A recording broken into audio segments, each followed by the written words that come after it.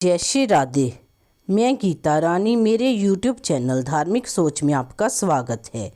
आइए आज हम शटतिला एकादशी के बारे में जानते हैं। हिंदू कैलेंडर के अनुसार शटतिला एकादशी का व्रत 28 जनवरी शुक्रवार को रखा जाएगा। हर एकादशी की तरह शटतिला एकादशी के में भगवान विष्णु की पूजा की जाती है, उन्हें तिल अर्पित किए जाते हैं। इस दिन तिल का दान करना शुभ माना जाता है। इस साल 2022 में यह व्रत 28 जनवरी को रहेगा।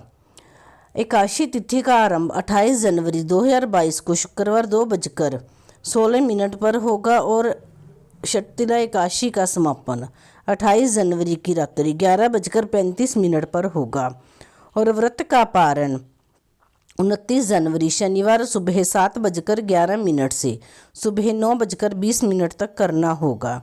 द्वादशी तिथि का समापन 29 जनवरी रात 8:37 पर होगा।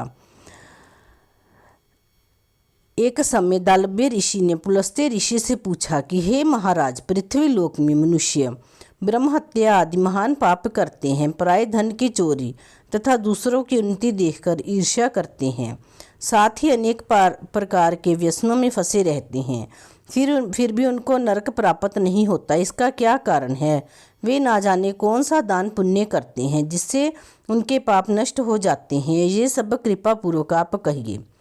पुलस्त्य मुनि कहने लगे कि हे महाभाग, आपने मुझसे अत्यंत गंभीर प्रश्न पूछा है। इससे संसार के जीवों का अत्यंत भला होगा। इस भेद को ब्रह्मा, विष्णु, रुद्र तथा इंद्र आदि भी नहीं जानते, परंतु मैं आपको यह गुप्त तत्व अवश्य बताऊंगा। उन्होंने कहा कि माघ मास लगते ही मनुष्य को स्नान आदि करके शुद्ध रहना चाहिए। इंद्रियों को वश में कर काम, क्रोध, लोभ, मोह, अहंकार, ईर्ष्या तथा द्वेष आदि का त्याग कर भगवान का नाम स्मरण करना चाहिए। पुष्य नक्षत्र में गोबर, कपास, तिल मिलाकर उन्हें कंडे बनाना चाहिए। उन कंडों से 108 बार हवन करना चाहिए। उस दिन मूल नक्षत्र हो और एकादशी तिथि हो तो अच्छे पुण्य देने वाले नियमों को ग्रहण करें। स्नान आदि नित्य क्रिया से निवृत्त होकर सब देवताओं के देव श्री भगवान का पूजन करें और एकादशी व्रत धारण करें। रात्रि को जागरण करना चाहिए। उसके दूसरे दिन धूप, दीप, नैवेद्य आदि से भगवान का पूजन करके खिचड़ी का भोग लगाएं। तत्पश्चात पेठा, नारियल, सीताफल या सुपारी का अर्घ्य देकर स्तुति करना चाहिए। हे भगवान, आप दीनों को शरण देने वाले हैं, इस संसार सागर में फंसे हुओं का उद्धार करने वाले हैं। हे पुंडरीकाक्ष, हे विषव भावन, हे सहस्त्र ब्रह्मण्य, हे पूर्वज, हे जगतपति, आप लक्ष्मी जी सहित इस तुच्छ अर्घ्य को ग्रहण करें। इसके पश्चात जल से भरा हुआ कुंभ ब्राह्मण को दान करें तथा ब्राह्मण को श्यामा गो और तिल पात्र देना भी उत्तम है। तिल, स्नान और भोजन दोनों ही श्रेष्ठ हैं। इस प्रकार जो मनुष्य जितने तिलों का दान करता है उतने 1000 वर्ष स्वर्ग में वास करता है।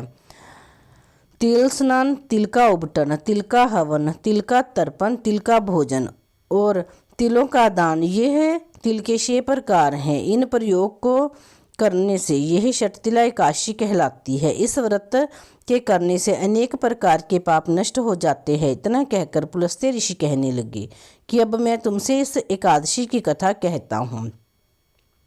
एक समय नारद जी ने भगवान श्री विष्णु जी से यही प्रश्न किया और भगवान जी ने जो शटतिला एकादशी का महात्म्य नारद जी से कहा सो मैं तुमसे कहता हूँ। भगवान ने नारद जी से कहा कि हे नारद, मैं तुमसे सत्य घटना कहता हूँ, ध्यान पूर्वक सुनो। प्राचीन काल में मृत्यु लोक में एक ब्राह्मणी रहती थी। वह सदैव व्रत किया करती थी। एक समय वह 1 मास तक व्रत रही।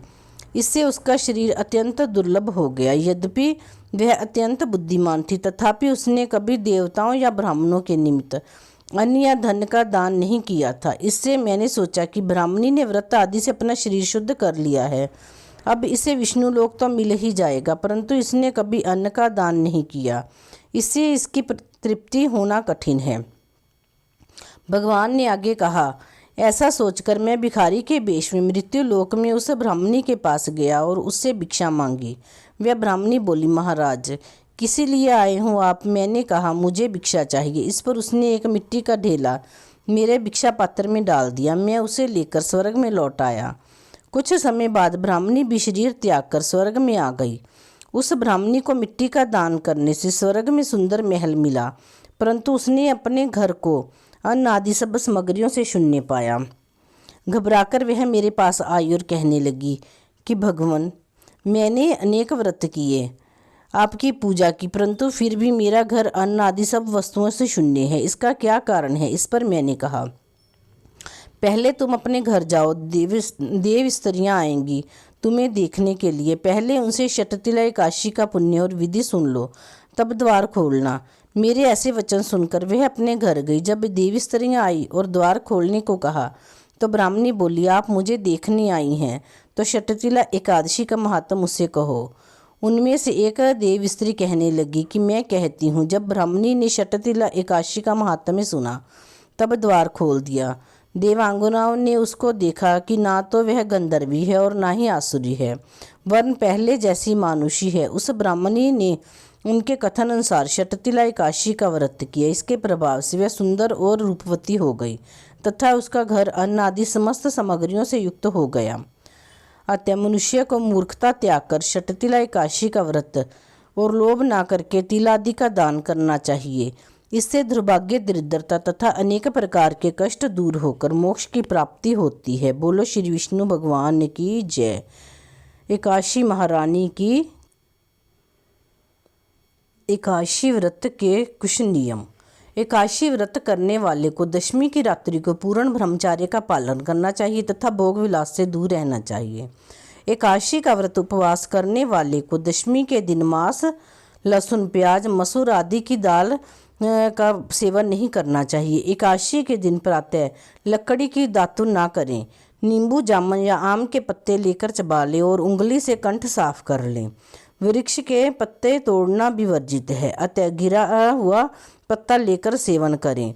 यदि संभव ना हो तो पानी से 12 बार कुल्ले कर लें। फिर स्नान आदि कर मंदिर में जाकर गीता पाठ करें या पुरोहित जी से गीता पाठ का श्रवण करें। फिर प्रभु के सामने इस प्रकार प्रण करना चाहिए कि आज मैं चोर, पाखंडी और दुराचारी मनुष्यों से बात नहीं करूंगा और ना ही किसी का दिल दुखाऊंगा। रात्रि को जागरण कर कीर्तन करूंगा। तत्पश्चात ओम नमो भगवते वासुदेवाय इस 12 मंत्र का जाप करें। राम, कृष्ण, नारायण आदि विष्णु के सहस्त्र नाम को कंठ का भूषण बनाएं। भगवान विष्णु का स्मरण कर प्रार्थना करें और कहें कि हे त्रिलोकीनाथ, मेरी लाज आपके हाथ है, अतः मुझे इस प्रण को पूरा करने की शक्ति प्रदान करें। क्रोध नहीं करते हुए मधुर वचन बोलना चाहिए। यदि भूलवश किसी निंदक से बात कर भी ली हो तो भगवान सूर्य नारायण के दर्शन कर धूप दीप से श्री हरि की पूजा कर क्षमा मांग लेना चाहिए। एकादशी के दिन घर में झाड़ू नहीं लगाना चाहिए, क्योंकि चींटी आदि सूक्ष्म जीवों की मृत्यु का भय रहता है। इस दिन बाल नहीं कटवाना चाहिए, ना ही अधिक बोलना चाहिए। अधिक बोलने से मुख से ना बोलने वाले शब्द भी निकल जाते हैं। इस दिन यथाशक्ति दान करना चाहिए, किंतु स्वयं किसी का दिया हुआ अन्न आदि कदापि ग्रहण ना करें। दशमी के साथ मिली हुई एकादशी वृद्ध मानी जाती है। वैष्णवों को योग्य द्वादशी मिली हुई एकादशी का व्रत करना चाहिए। त्रयोदशी आने से पूर्व व्रत का पारण करें। एकादशी के दिन व्रतधारी व्यक्ति को गाजर, शलगम, गोभी, पालक इत्यादि का सेवन नहीं करना चाहिए। केला, आम, अंगूर, बादाम, पिस्ता इत्यादि अमृत फलों का सेवन करें। प्रत्येक वस्तु प्रभु को भोग लगाकर तथा तुलसी दल छोड़कर ग्रहण करना चाहिए। द्वादशी के दिन ब्राह्मणों को मिष्ठान दक्षिणा देना चाहिए। इस व्रत को करने से जीवन के सारे कष्ट समाप्त हो जाते हैं और उपवास करने वाला दिव्य फल को प्राप्त करता है।